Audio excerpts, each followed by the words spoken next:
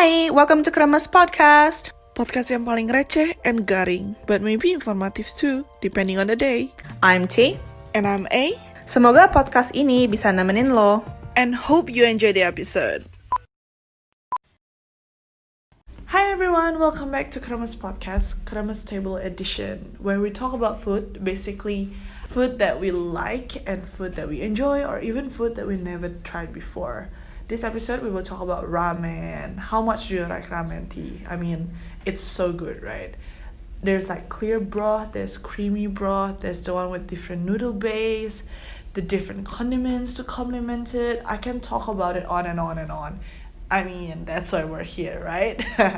As always, we will talk about the history, but we also cover the different types, and also we want to give you guys our recommendation, our tips and tricks of how to eat the best ramen. So, how much do you like ramen tea? Sumpah, when you essentially pitched that our next food would be ramen, I completely did an internal happy dance. Look, dari kecil sih, I grew up with meat, with noodles. Any kind of noodle is go-to, fried noodle soup, dry noodle, the whole shebang. Absolutely love it. But there's just something about ramen that's just so, it's the ultimate comfort food. It's the noodle itself, the different types of broth that's available. It's just amazing. It's just a very comforting hug in a bowl. So absolutely love it. Really, really excited about this. And can't wait to find out more and see what the history and the background behind it is. Yes, definitely. Well guys, kali ini obrolan kita disponsor oleh Om Wikipedia. Enggak sih, enggak beneran disponsor. Cuman ya informasi kita dapat ini basically on dari Wikipedia dan juga dari experience kita sendiri. Karena kita berdua itu emang bener foodie banget dan kita suka banget yang namanya makan. Jadi we thought this would be fun thing to do, right? So back again to ramen. Kalau dari Om Wikipedia, dia bilang kalau ramen is a Japanese noodle soup. We already know that kan. Itu tuh ada noodle-nya, which is a Chinese noodle, yang di-serve di meat atau fish-based broth. Jadi kaldunya itu tuh dari daging ayam atau misalnya daging babi atau misalnya daging sapi atau juga dari ikan. Dan itu tuh biasa dikasih flavor dari soy sauce atau dari miso. Dan kita tuh pakai topping seperti char siu, which is sliced pork, atau nori, dried seaweed, atau scallions. I don't know what it is in Indo anymore. Tapi kayak daun bawang, that's the word. Yes. Tapi yang kerennya lagi tuh, yang gue tahu, nearly every region in Japan tuh has its own variation of ramen. Jadi setiap daerah yang ada di Jepang, dia tuh punya ramennya tersendiri. Jadi itu kalau boleh dibilang kayak mirip kayak soto Indonesia nggak sih? Soalnya kan kayak soto di Indonesia ada soto Madura, ada soto Betawi, ada soto Bandung. Sama, Jepang tuh ada ramen-ramen yang dari tempat tersendiri. Mereka tuh punya rasa sendiri. Nanti kita pasti obrolin ini lebih lanjut di akhir. Nearly, jadi tuh ada yang kayak tonkotsu, which is pork bone broth, atau yang dari Kyushu, atau miso ramen dari Hokkaido, atau juga mazemen, which is ramen yang gak ada supnya sama sekali guys. Jadi tuh ramennya tuh kering, tapi ada kayak sausnya gitu, saus tartare sauce, jadi kayak yang bikin jadi lebih umami aja sih. Tapi itu tuh bisa kayak serve with sweet or sour sauce. Tapi kalau misalnya yang lu baca-baca sejarahnya gimana sih bisa ada ramen gitu di Jepang? Ya, jadi abis gue kayak baca-baca dan research dikit ya, I found that, ramen is essentially the Japanese adaptation of Chinese wheat noodles. So one theory that I found says that ramen itu pertama kali diintroduce di Jepang di daerah during the 1660s by the Chinese Neo-Confucian scholar, who I believe is called Zhu Shun Sui, who he was basically, I'm sorry if those Chinese people who are no, she did not pronounce that correctly at all.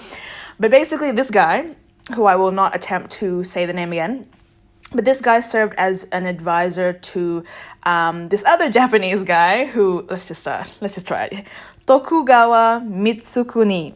after he became a refugee in Japan to escape the Manchu rule, and he became the first Japanese person to eat, I guess, what is known as ramen now. Although most historians rejected this theory, and they thought it was just a myth created by the Japanese to kind of like, embellish and be like, wow, this is how ramen originated, so cool. Tapi teori yang mungkin lebih plausible is that ramen was introduced by Chinese immigrants in the late 19th or early 20th century in Yokohama, Chinatown. And according to the records of the Yokohama Ramen Museum, ramen originated in China and made its way over to Japan in 1859. So early versions were that essentially these Chinese wheat noodles were cooked and then, combined in broth and topped with the Chinese-style chasu or the roast pork. Jadi kayak beef brisket gitu nggak sih ya kalau di Chinese tuh ya? But pantesan aja gitu the word ramen is a Japanese transcription of the Chinese ramen. Now it started to make sense ya nggak sih guys? Kayak ada similarities-nya gitu. I think the first ramen shop dari yang kita baca-baca tuh guys, mereka tuh first exist di tahun 1910 dan the first ramen shop itu namanya Rai Ken yang open di Asakusa, Tokyo. Jadi kalau ada yang pernah ke Tokyo, udah pernah ke Asakusa, ternyata the first ramen is there. I don't know if the tokonya masih ada di sana atau enggak, but I would love to go there. Katanya tuh waktu itu ada Japanese owner yang mempekerjakan 12 Cantonese cooks from Yokohama, Chinatown. Dan di situ baru ramen dijual untuk Japanese customer gitu. Sebelum tahun 1950-an, ramen tuh was called Shina soba, which is basically mean Chinese soba. Tapi sekarang udah mulai ganti jadi chuka soba, which is still Chinese soba atau ramen. Jadi kayak mungkin Jepang juga udah berubah kan dari dulu yang cuman nggak tahu apa itu China, jadi sekarang udah tahu what is China and they call China chuka. Chuka soba atau biasa diomong ramen sekarang, and I think it's because it's not nice to call China the other way, right? Do you know how it becomes popular worldwide though? Because I think like this is how between Japan and China, right? Tapi gimana sih bisa kayak sekarang kita tahu ada ramen, atau sekarang Western countries tahu ada ramen? Was it after World War II, wasn't it? Ya, benar. Kayaknya it was around that time. So after si Jepang kalah in World War II, the American military occupied the country from I think 1945 to about 1950s-ish, early 1950s. But in December 1945, Japan recorded its worst ever rice harvest in 40 years. So there's a lot of food shortage in Japan and drastically reduced rice production during the war. And, production shifted to colonies in China and Taiwan. And then the US flooded the market with cheap wheat flour to deal with the food shortages. And from that period, bread consumption in Japan increased from 200,000 to 600,000 tons. But wheat was also, ended up fanning its way into making noodles and making ramen, which most Japanese ate at black market food vendors to survive. There's the government food distribution system back then was really delayed, almost 20 days behind schedule. So although the Americans maintained Japan's wartime ban on outdoor food vending, flour was actually secretly being diverted from commercial mills into these black markets. And nearly 90% of stalls were under the control of gangsters. So, if you guys are familiar with sort of Japanese gangsters, the Yakuza, they extorted vendors for protection money, essentially. But as a result of that, thousands of ramen vendors were arrested during the occupation. And during that same period, millions of Japanese troops returned to China and continental East Asia from their posts into sort of the second Sino-Japanese war era. And some of them would have been familiar with the concept of wheat noodles. So by 1950s, wheat flour exchange controls were removed and restrictions on food vending were loosened. So this further boosted the number of ramen vendors, and private companies even rented out sort of yatai starter kits consisting of sort of noodles, toppings, bowls, and chopsticks to sort of, get people, assimilated to eating wheat noodles. And these yatais provided a rare opportunity for small-scale post-war entrepreneurship, which is really interesting. And the Americans also aggressively advertised the nutritional benefits of wheat, combined with animal protein as part of sort of, a daily diet. And the combination of these factors caused wheat noodles to gain prominence in Japan's rice-based culture. And then, so as a result of that, gradually ramen became associated with urban life and everyday eating. So I think in 1958, instant noodles, the iconic instant noodles were first invented by this brilliant man called Momofuku Ando. And the Taiwanese-Japanese guy essentially became the founder and chairman of Nissin Foods, which is a very big food company that's just, in the global market now. Essentially, instant noodles were named as the greatest Japanese invention of the 20th century. And instant ramen allowed everyone to make, basically this dish with just simply adding boiling water. So it was a game changer. It was like really, really sort of groundbreaking stuff. In the beginning of the 1980s, ramen became a Japanese cultural icon, and it was studied around the world from many perspectives. And at the same time, local varieties of ramen were hitting the national market and could even be ordered by their regional names. So that's why sort of A mentioned earlier, different regions and areas of Japan had their own variety of it, and it was really cool to be able to sort of travel around and taste that regional flavor. And then obviously the Ramen Museum opened in Yokohama in 1994. So fast forward to today, ramen is arguably one of Japan's most popular foods, with Tokyo alone containing about 5,000 ramen shops and more than 24,000 ramen shops across Japan. Suta, which is a ramen restaurant in Tokyo's Sugamo district, even received a Michelin star in December 2015. Yes, I mean, we cannot even lie.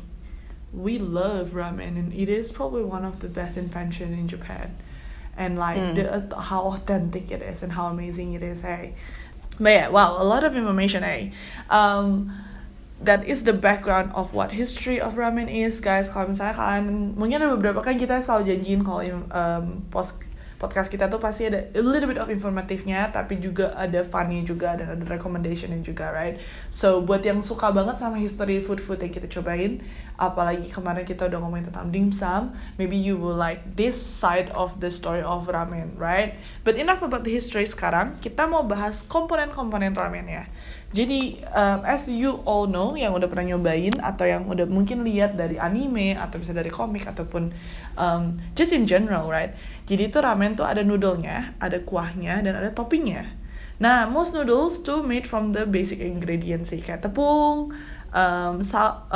garam, air, sama kansui. Kansui itu tuh alkaline water.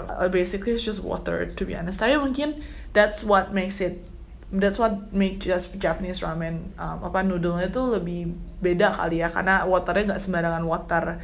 Jadi alkaline water yang ada contain sodium carbonate sama potassium carbonate gitu. Ada mungkin sedikit phosphoric acidnya. Untuk semua yang penggemar kimia sekarang langsung kayak NaCO3 ya. Kayak banget. Yeah. Although ramen noodles and udon noodles are both made from gandum, wheat, there are different kinds of noodles ya. Jadi jangan disamain sama udon. Udon sama ramen itu beda. Jadi kalau misalnya lagi di supermarket juga hati-hati kalau misalnya mau bikin ramen, beli noodle-nya yang pas, baru rasanya enak. Which I think maybe in the future kita bakal ngomongin tentang udon juga, karena udon is also amazing. Gue lagi suka banget sama udon sekarang. So yeah, basically this whole series is just what we're craving, right? Tea. But yeah. So the kansui, like I said just now, the alkaline water, itu tuh bener distinguishing ingredient. Jadi yang paling berbeda di ramen noodle, karena itu tuh dari kayak Mongolia gitu. Nah, dan sometimes juga mungkin kita bisa substitute kansui dengan eggs. Jadi kayak telur instead of the alkaline waternya itu. Nah, tapi ada juga kalau misalnya kalian pernah dengar juga kayak soba-soba gitu, itu tuh mirip sama ramen dan udon, tapi ini nggak pakai telur ataupun nggak pakai kansui. Jadi itu 3 noodle yang berbeda dari Jepang ya. Tapi kita fokus sama ramen aja ya. Nah, jadi ramen tersendiri gue baru tahu nih kalau ternyata tuh ramen tuh ada banyak-banyak macam juga. Ada yang tebel, ada yang tipis, ada juga yang kayak ribbon, dan juga ada yang straight ataupun wrinkle. Tapi biasanya ramen itu tuh made by hand ya. Jadi kayak dia jarang banget kita nemuin, apalagi kalau terutama kalau misalkan ke tempat restoran Jepang. Kita juga di restoran Jepang di Australia usually itu yang punyanya itu orang Jepangnya sendiri dan mereka buat noodle-nya by hand. Itu yang keren ya. Dan di sini tuh lebih keren lagi yang kayak gue mention di awal. Di sini tuh ada satu restoran namanya Nao ya. Dia punya different base of noodle. Jadi kayak ada noodle yang normal egg noodle, ada noodle spinach, sama ada noodle chili. Jadi karena mereka buat sendiri dari rumah mereka, atau dari restoran mereka bisa change bahan base-nya gitu biar bisa bikin kayak noodle yang pedas atau noodle yang vegetarian gitu-gitu loh. Another component of the ramen is the soup. Jadi sumpah kalau ini gue bisa ngomong sampai lama banget karena semua orang menurut gue tuh ada 2 tipe yang mereka suka, antara sup yang creamy atau sup yang clear. Nah ini tuh beda-bedanya mungkin juga dari bahannya. Jadi kayak ada yang dari kombu which is kelp, ada juga dari katsuobushi which is tuna. Jadi kayak base itu dari tuna. Ada niboshi which is based in sardine. Ada beef bone, ada pork bone, ada shiitake which is mushroom, ada juga yang cuma bawang doang brothnya. Tapi kayaknya yang paling terkenal sih macam ada banyak yang mungkin yang terkenal mungkin 5 kali ya, 5 tipe which is tonkotsu, shoyu, shio, miso, and kare. Jadi tonkotsu itu base-nya itu pork broth which is tulang babi ya guys, and jangan disamakan dengan tonkatsu. Jadi tonkatsu itu kalau babinya dimasak jadi katsu. Kalau tonkotsu itu babinya jadiin sup buat ramen. Itu perbedaannya. Jangan sampai salah beli. I think jadi kalau ini tuh lebih kayak cloudy white colored broth, jadi lebih creamy. Ini yang gue bilang creamy. Dan juga lebih thick ya, lebih tebal gitu rasanya. Dan itu karena banyak banget fat sama kolagen yang ada di supnya ini, which is really really good. Kayak ini tuh kayak campuran antara milk, melted butter, atau gravy. Sumpah, jadi lapar banget. Padahal gue baru makan. But that's what tonkotsu is. Nah, kalau yang ada satu lagi, misalnya kalian suka banget nih kalau lagi makan sushi pakai soy sauce. Nah, itu juga ada base ramen yang namanya shoyu. shoyu. Shoyu. Nah, itu tuh soy sauce ramen. Biasa tuh lebih kayak clear tapi brown kuahnya. Nah, ini tuh bisa pakai kaldu ayam ataupun kaldu vegetables. With sama plenty of soy sauce. Jadi itu lebih kayak asam-asam cuka, tapi ada salty-nya dan ada juga savory-nya gitu. Nah ini biasa tuh lebih dipakai sama curly noodles daripada sama straight ones. Tapi nggak selalu kayak gitu. Nah juga biasa ya kita, nanti kita bakal bahas lebih, tapi biasanya ada kayak tambahan carrot atau green onion atau bamboo shoot untuk kayak merendahkan the saltiness flavor of it lah ya. Nah, terus the third one is shio, which is salt ramen basically. Shio means just salt. Nah, ini tuh yang paling gua suka. Ini sumpah, this is the best ramen broth that I can have.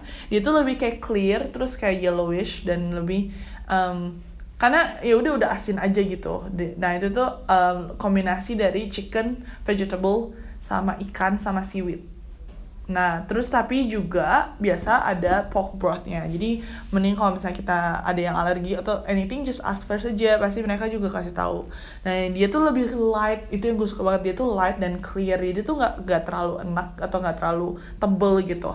Dan biasa kalau misalnya kita makannya udah pakai noodle yang egg noodle atau gitu aja tuh keimbang gitu. Nggak yang kayak asin banget juga enggak gitu. Nah, yang kedua dari terakhir adalah miso ramen.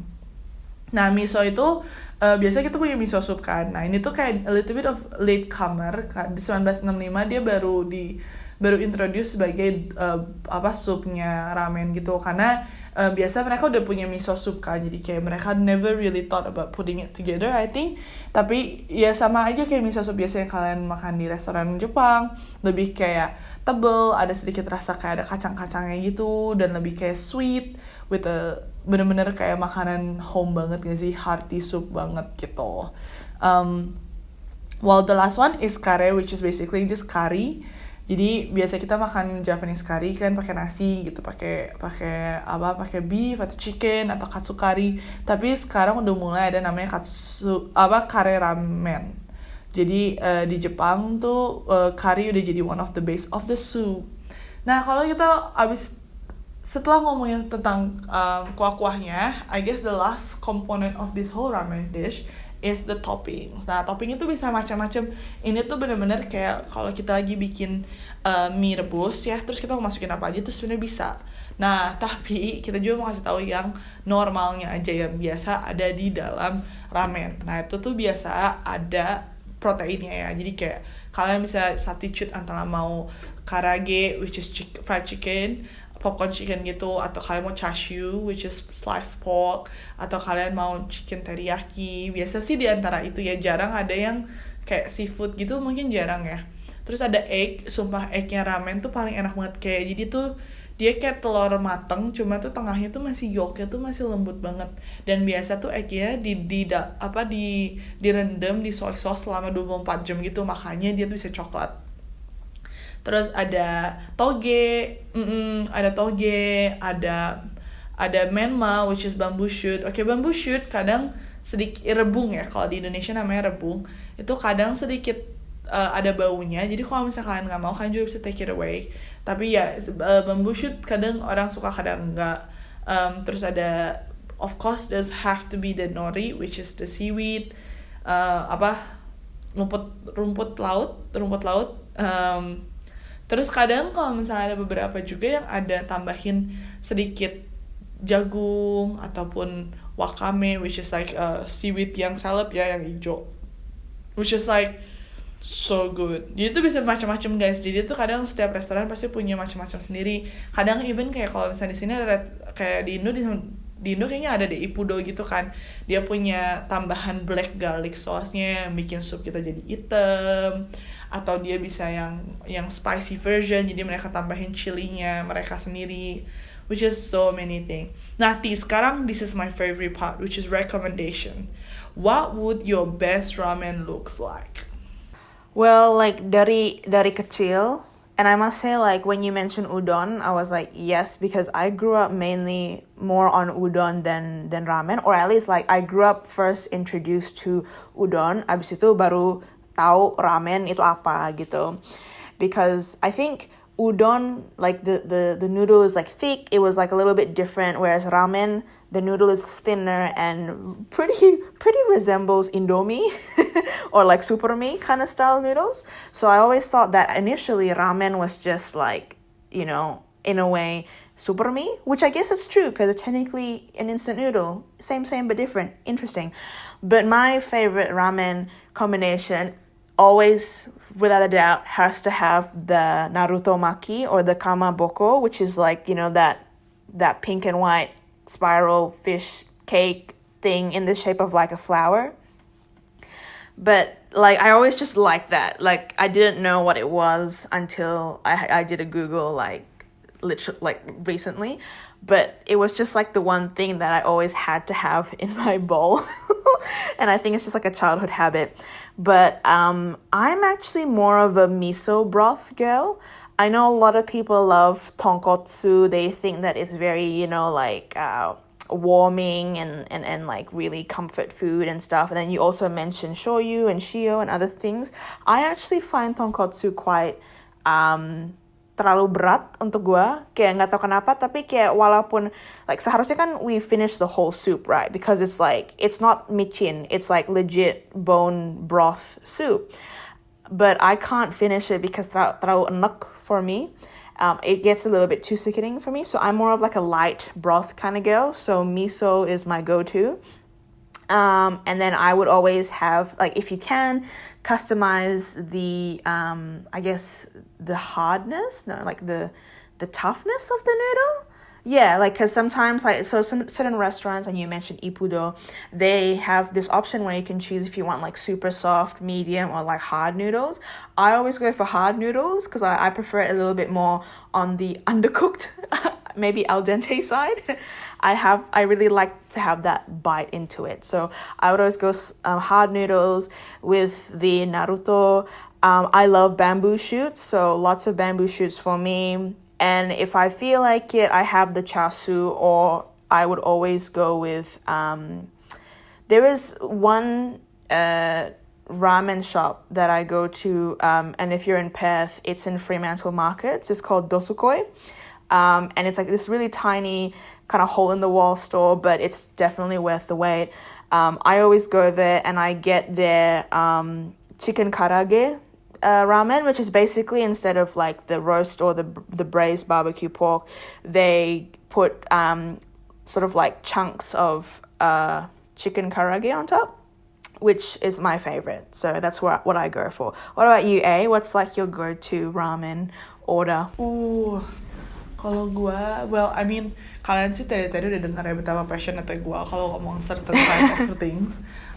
Tapi yang paling gue suka itu, I'm a huge believer on making it normal. Jadi as authentic as it should be gitu loh. Jadi kayak, jadi kalau misalnya gue pergi ke mana-mana, biasa tuh noodle sama saltiness-nya atau thickness of the broth-nya, gue keep it as normal. Jadi whatever they recommended, itu aja yang gue ambil gitu. Karena cause I don't wanna mess it up kind of situation. Karena gue tuh takut banget orangnya. Jadi kayak gue masak Indomie aja tuh 3 menit, gue beneran taruh 3 menit gitu. Karena I'm too scared to mess it up gitu. Nah, tapi kalau mau dibilang show broth, itu gue suka banget. Kalau mereka nggak punya show, ya mungkin tonkotsu kali ya, tonkotsu. Jadi pork broth sih yang gue lebih suka, dan biasa gue milihnya ya yang the normal aja. Jadi ada chashu-nya, harus kudu wajib ada egg-nya. Kalau nggak, it's not really ramen, isn't it? Tapi gue juga suka ada tambahan toge di atas ramen tuh enak banget. Dan juga kalau di sini tuh kayak keisuke king atau Hakata Gensuke tuh ada the chili vegetables ya, itu tuh enak banget sumpah. The chili vegetables taruh di atas. Iya, jadi kayak supnya tuh a little bit spicy but not really gitu loh. That's what I like. Dan emang harus banget aku pakai togarashi-nya, which is the chili powder Jepang punya yang ada sesame seed dalamnya. Tapi kalau misalnya we're going to my favorite place, Nao ramen, gue biasanya beli noodle-nya itu yang chili, tapi supnya itu supnya itu salty tapi noodle-nya chili gitu. Jadi kayak pedes tapi nggak sepedes yang kita bayangin gitu. Jadi masih bisa enak, masih bisa enjoy dimakan. Kalaupun kurang pedes, gue tinggal tambahin chili powdernya aja gitu. Tapi kalau misalnya ini kan kita udah ngomongin nih kesukaan kita ya guys. Ada nggak lu tips-tips tertentu tentang ramen yang lu mau share ke mereka, kayak whether cari restorannya harus yang kayak gimana, atau kalau do this do that gitu loh, ada nggak sih yang kalian yang lu suka? So I think for me is the first thing that I find really interesting is obviously it's a whole experience to dine in and to really take in the cultural aspect of dining. And I went to Japan, and I guess it was only in Japan, or it was only when I had local Japanese friends that they taught me this, and I found it really mind-opening and really interesting. So, gue sih dari kecil selalu ditegorin kalau gue slurp. Like if I ever slurp my soup from a spoon or like, you know, whatever, like slurping was a huge no-no on the dining table, and I would always get told off for it. However, in Japanese custom, especially when you are drinking soup and noodle soup, it is the custom to slurp, even more so, like it is encouraged that you slurp as loudly as possible I mean, as you know, as well mannered as possible, but you still have to slurp to signify that you're enjoying the meal. It's a way to sort of like, it's like, it's instead of obviously saying compliments to the chef, you do that by slurping. That's the symbol behind it. So it was really interesting because I remember vividly going to Japan for my first time, having ramen, and I was chilling with my parents and my parents' friends who were Japanese, and then this guy was just like, you have to slurp, and then I was just like, oh, but my mom's gonna tell me off. But in fact, it was the complete opposite in Japanese culture. You have to show that sort of as a sign that you're really enjoying it. If you're not slurping, essentially everyone will think that you don't like the meal. And that's sort of, not, I guess in a way, an insult. So yeah, make sure, feel free to fully embrace the slurping, and go wild with it. Also, I think, I guess when looking for a ramen restaurant, obviously chains are, chains and franchises, they're obviously big because they've got a great reputation. But I always like to go for like dosukoi, hole-in-the-wall places that are just probably once off, but they really make sure that they produce high-quality ramen. Especially those that, because in this current age of like, making things economical and making things, like rapid and whatever, they usually use machinery, especially when they make their noodles. So usually all the noodles are machine made, but you can really taste the difference when you taste handmade noodles. And especially like we discussed earlier, ramen is, I guess, the derivative of ramen from China. Ramen essentially means pulled noodles, where if you go to like some Chinese restaurants, you can actually see the chefs doing the noodle pulling, and you can see them stretching this dough and like whacking it on the table, and then it gets longer and longer, and it's really cool to see that, and all that labor and all that effort is put into it, and it really reflects into the food when you do eat it. So obviously there's, go have a try and compare for yourself what it tastes, machine-made noodles and hand-pulled noodles, because it's a really interesting experience. But that's what I would go for. How about you, Bener banget. Tips gue sih, for me, I think kalian nggak bisa dapetin ramen langsung sekaligus ya. Jadi kayak, maksudnya cobain aja dulu, misalnya kayak ternyata lo nggak terlalu suka tonkotsu gitu, cobain next time, come for a show, come for a soyu, come from a miso, a curry, karena mungkin kalian punya favorite dishnya sendiri gitu loh. Itu yang I think the first one that I would say. But also always just try to put a little bit of garnishes yang ada selalu ada di table ya. Cause you never know, like it actually tastes amazing gitu, kayak sesame seednya atau crushed garlic atau the chili powder atau garashi gitu-gitu, cobain aja dikit-dikit pakai ini karena it's all about combination gitu loh. Jadi kayak sekarang karena kita udah sering banget makan ramen, I think whenever we go to ramen place we have our ritual, so like we know what, like for me gitu, kayak kalau gue dapetin bowl of ramen, I know that how much chili powder I'm gonna put, how much soy sauce I'm gonna put, and then that's when I'm gonna enjoy the ramen gitu loh. Jadi it's always a good to experiment, dan kayak enak banget guys kalau misalnya kalian udah pernah nyoba atau kayak dulu pernah nyoba tapi kayak malas gini-gini, cobain lagi aja dan cobain pakai cara-cara tertentu gitu. Tapi juga kalian ini mungkin kayak little tips ya, ini they have the thing called kedama, which is kayak noodle tambahan kalau sup kalian udah masih ada tapi noodle kalian udah habis. Jadi dengan harga yang lebih murah kalian bisa nambah noodle gitu basically. Dan itu tuh banyak banget sekarang, kayaknya restoran-restoran ramen di Indo juga sama ya yang punya option untuk nambahin kedama gitu. I think that will be one of the thing that I would recommend untuk dapetin kayak sort of like a refill, right? It's just a refill of ramen. But yeah, hope you guys enjoyed this episode. Hope you guys enjoyed this talk about ramen, and how much we're passionate about ramen. Semoga information history-nya nggak terlalu full dan nggak terlalu pusingin. If it's so, let us know. Kita bakal coba untuk yang lebih baik lagi next time untuk ngobrolin the next food, but also let us know what food you want next. I think beberapa ada yang komen kemarin waktu di Instastory kita mau makan Indonesia. Itu definitely banget, udah pasti banget. I think we have, for me, I have Padang on the line, I have Soto on the line, that I cannot wait to talk about because I love those foods so badly. But I also love sop buntut. Oh my god. Yeah, I mean, thank you so much for listening, and hopefully this episode have bring a little bit of joy and make you hungry at the same time. Yeah, so I think it's like we definitely shared, obviously because A and I are based in Perth, we shared a bit of our favorite Perth ramen places.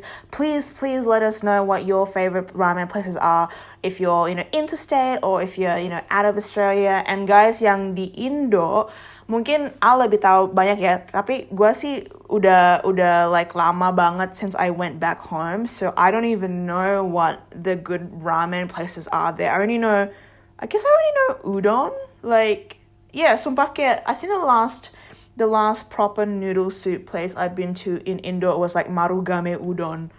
But like, I don't even remember anything ramen related. So please also let us know where your favorite places to eat are in Indo, Australia, and anywhere else. And we will definitely check it out once COVID is gone and we can start traveling again, because I am really, really keen to just travel and eat right now. Kayaknya the best one kalau misalnya kita mau ngomongin, it's Hakata Ikoshaya di Jalan Kemang Raya di Jakarta, atau Marutama Ramen yang ada di Plaza Indonesia. Tapi untuk kalian yang interstate, by the way, can I just appreciate how good Hakata Gensuke is in Melbourne? Like, guys, you got it good. Hakata Gensuke in Melbourne was so good. Gua ngantri 30 menit, it was so worth it. Hakata Gensuke di Perth cannot even come close. But you guys have good food. Like, that was so good. Okay, guys, thanks for listening, and see you in the next episode. Bye. Bye. Thank you for listening. Jangan lupa like, comment, and subscribe, and share it with your friends. I'd love to hear from you. Please reach out with your comments, stories, and even questions on what we should talk about. See you in the next episode. Bye. Dah.